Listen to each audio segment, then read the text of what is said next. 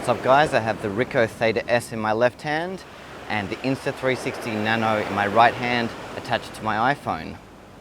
Just thought it would be interesting to see what the difference is, how they both produce tiny planets, how they both produce virtual reality video, and compare them side by side. I definitely do love both cameras, and I think there's a time and a place for each of them. I think they're different level of camera. The Insta360 Nano is the cheaper option. It attaches to your phone. It's a bit smaller and lighter. However, with the phone attached, it's bulkier. You can shoot without your phone attached, but it can be hard to get an idea of what's going on and what your settings are. The Ricoh Theta attaches to your smartphone wirelessly. So it's good being able to control it wirelessly. I found the video from both has produced a pretty similar result. Tiny planets look similar, VR looks similar. What you talking about, boy? Look at those palm trees.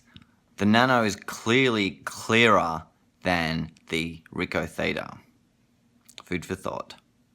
With photos, I've noticed a significant difference. I think the Ricoh has slightly, well not slightly, more than slightly better resolution. I mean, with all cameras in general, usually the more you pay, the more features you will get, the better they'll perform, the higher the resolution will be, and the more capabilities they'll have.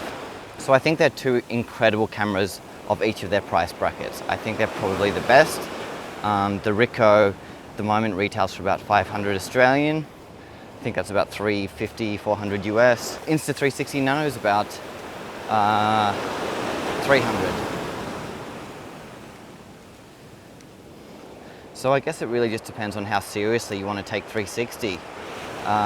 If you know it's something you want to do for a long time, you'd want to invest more into bigger, more expensive cameras. Like the Ricoh, I've got myself a Kodak Pix Pro, which is fantastic. It's the next level up, and I use it for next level shoots. Like I don't keep it in my pocket all the time and whip it out at a moment's notice when I'm on a bus or traveling or whatever. I'll take it out when I've got time to set it up on a tripod, like set up the rig onto the selfie stick. It does take about 5 to 10 minutes to set up that camera, and the results are worthwhile. So it just ultimately depends on how seriously you want to take 360 and tiny planets, and then you can experiment accordingly. You can buy a cheaper camera, and then if you decide you like it, you can buy a more expensive one. I think it's just common sense to go with the more well-known brands. They're well known for a reason, because they're consistently getting good reviews and they're selling hundreds of thousands of units. So that's a really good testimonial for each camera. So cameras like the Ricoh, like the Insta360, are doing quite well at the moment. So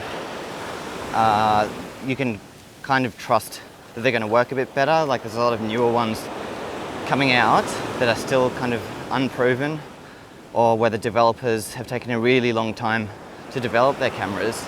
And now that they've finally released them, they're at the quality of 360 cameras from like a year ago. So they don't really stand out in their own right. They're not really upping their resolution, their manual capabilities, and all that stuff. So in summary, I would say if you're more of a photographer, go for the Ricoh.